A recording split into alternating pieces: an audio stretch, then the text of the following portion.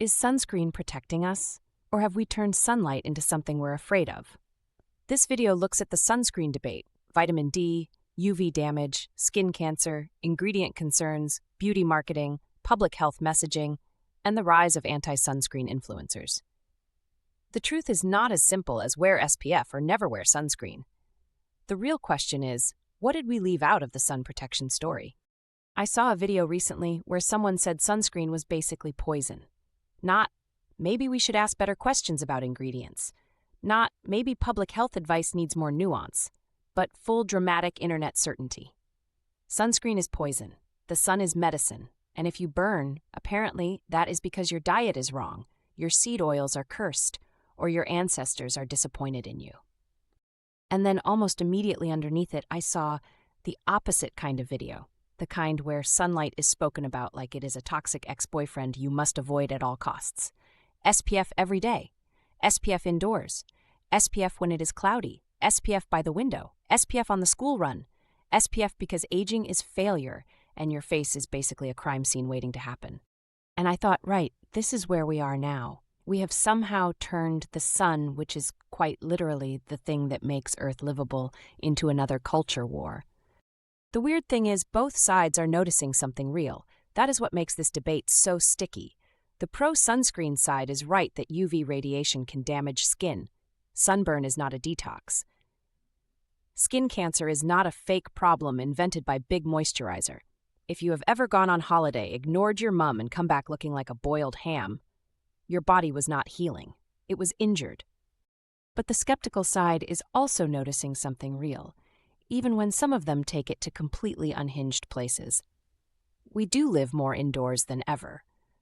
A lot of people are low in vitamin D. Light affects our sleep, mood, and body clock. The skincare industry absolutely profits from making women terrified of aging. And when institutions tell people, do this, don't ask questions, then act surprised when people start asking questions somewhere else, I do think we have to be honest about that. So this is not a video about whether sunscreen is good or evil. I think that is the wrong question. The better question is, how did something as complex as our relationship with sunlight become a slogan on the back of a bottle? Because sunlight is not one thing. It is not just good or bad. It is UVA, UVB, visible light, infrared, timing, dose, latitude, season, skin type, age, behavior, clothing, shade, glass, geography, and context. Morning light hitting your eyes is not the same biological event as lying on a beach at midday until your shoulders start sending distress signals. Getting outside for a walk is not the same as doing a 6-hour sunbed cosplay in Marbella.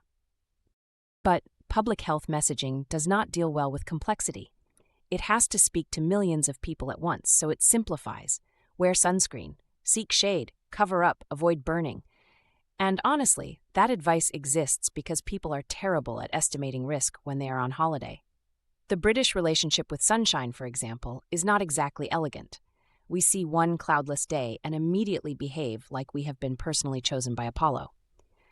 So yes, simple sun safety advice can save people from harm, especially children, people who burn easily, people with a history of skin cancer, people taking certain medications, and people who only see strong sun for one chaotic week a year and treat it like a competitive sport. But simplification always leaves something behind, and if the only story people hear is sunlight is dangerous, eventually someone else comes along with a story that feels warmer, more natural, more rebellious, and more emotionally satisfying. They say, actually, the sun is medicine. Actually, sunscreen is toxic. Actually, the institutions lied to you. Actually, your body knows what to do. And that is where things get risky, because a half-truth with a good vibe travels much faster than a careful explanation. The evidence that too much UV exposure damages skin is strong. That part is not really up for grabs. UV radiation can damage DNA. Sunburn is an inflammatory injury. Repeated burns, especially in childhood, are linked with higher skin cancer risk. So when the anti-sunscreen internet quietly shifts from sunlight matters to sunlight cannot hurt you, that is not brave truth-telling. That is dangerous. But the other side also does something strange. It sometimes shifts from UV can harm you to light itself is something to fear unless you have purchased the correct product. And that is not science. That is marketing wearing a lab coat. Because sunscreen is not just a health product anymore, it is part of the anti-aging economy. It is sold not only as protection from burns and skin cancer, but as protection from time. Every line, every freckle, every bit of texture becomes evidence that you failed to control yourself properly. Cancer prevention says reduce avoidable harm. Beauty marketing says fear your own face. Those are not the same message, even when they come in the same bottle. And this is where the debate gets interesting, because sunscreen can be useful, and the culture around sunscreen can still be weird. Those two things can both be true. There is randomized evidence that regular sunscreen use reduces squamous cell carcinoma, one type of skin cancer. The evidence around melanoma is more complicated, but sunscreen is still part of sensible sun protection.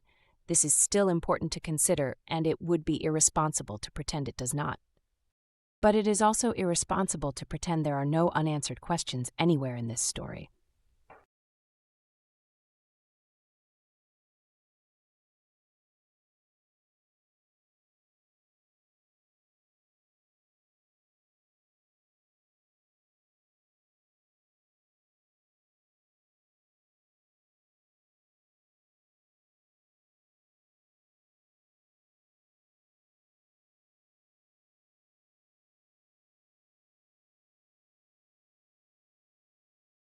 But newer research complicates the easy version of that reassurance. An Australian trial found that people assigned to regular SPF 50+ use had higher rates of vitamin D deficiency after a year than people using sunscreen as they normally would. That does not mean throw your SPF in the bin and roast yourself for wellness. It means the honest answer is more grown-up than either side wants. Some people may need sunscreen and vitamin D monitoring. Some may need supplements, some may need more outdoor light at safer times of day. The answer is not panic, it is context. Then there are ingredient concerns. A 2020 FDA-sponsored study found that several common chemical sunscreen filters were absorbed into the bloodstream above the FDA threshold that triggers more safety testing. Now, this is where wording matters. Absorbed does not mean harmful. A testing threshold is not a poison line. The authors did not say people should stop using sunscreen. But also, it is not ridiculous for people to ask what repeated exposure means over years, especially for children, pregnancy, or very heavy daily use. The most honest answer is boring, which is why the internet hates it. The finding deserves more research, but it does not prove harm. That sentence will never go viral. It is too emotionally balanced. Terrible for engagement, unfortunately. The environmental question has the same problem. Some UV filters can affect aquatic organisms in lab settings, and environmental exposure is real enough that the U.S. National Academies recommended proper ecological risk assessment. That does not mean every sunscreen on every beach is destroying every reef. But it also does not mean the concern is imaginary. Again, the answer is not nothing to see here or everything is poison. The answer is we need better evidence and better product choices. And then we get to trust, which I think is the actual story underneath all of this. People are not only arguing about sunscreen, they are arguing about who they believe. Public health bodies, dermatologists, beauty brands, wellness influencers, toxicologists, TikTok mums, institutions, anti-institutions, everyone is saying, trust me, they're lying to you. And once trust breaks, evidence alone does not fix it, because people stop hearing evidence as information. They hear it as positioning. They ask, who paid for this? Who benefits? What are they leaving out? Why are they so defensive when people ask questions? And honestly, sometimes those are fair questions.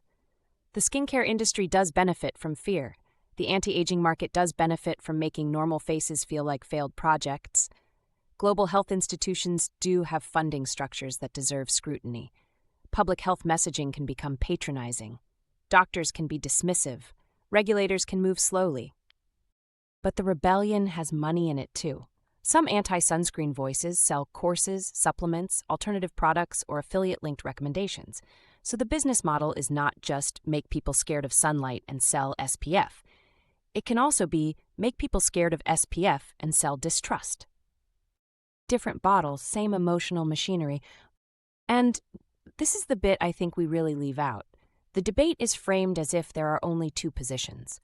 Either you trust the institutions completely and wear SPF like it is a moral duty, or you reject the whole thing and return to the ancestral wisdom of getting absolutely fried in a field.